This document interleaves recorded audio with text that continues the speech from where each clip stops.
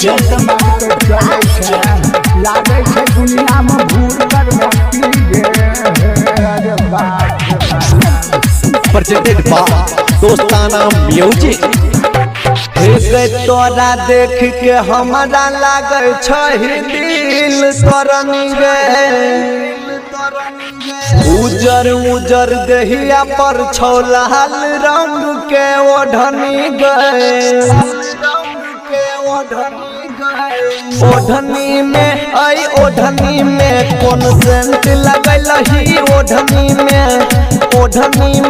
आई ओढ़नी में कौन सेंट लगल ही ओढ़नी में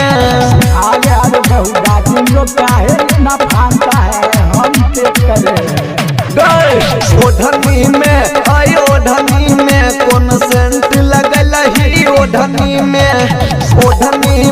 आई ओढ़नी में कौन सेंट लगल ही ओढ़नी में बोल। अरे बच्चा तुम लोग को हम देख रहा है मोहक रहा है गमक रहा है अरे वाह बड़ी सुंदर गमक रहा है बच्चा हमको जाने दो ना नैन शराबी ओठ गुलाबी चम चम खूब चमकै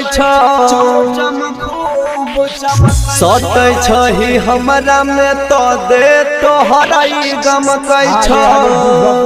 हमको सच में दो ओढ़नी में आई ओढ़नी में कौन सेंट लगल ही ओढ़नी में आई ओढ़नी में कौन सेंट लगल ही ओढ़नी में प्रेजेंटेड बाय दोस्ताना म्यूजिक। ओढ़नी में आई ओढ़नी में कौन सेंट लगल ही ओढ़नी में आई ओढ़नी में कौन सेंट लगल ही ओढ़नी में कौन सेंट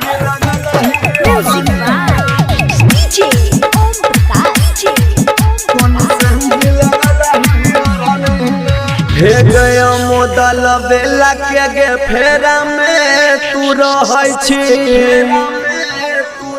हाँ जय जग सुंदर के तू सच बात नहीं कहै छी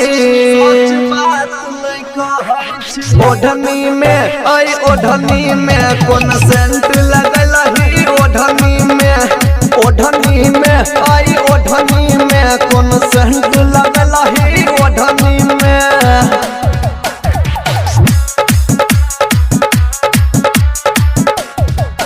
हे गए ओढ़नी में आई ओढ़नी में कौन सेंट लगल ही ओढ़नी में आई ओढ़नी में कौन सेंट लगल ही ओढ़नी में। अरे बाबू नहीं जानता है ये तो मजूमा सेंट नहीं तो भोग सेंट लगाई है। अरे बाप रे बाप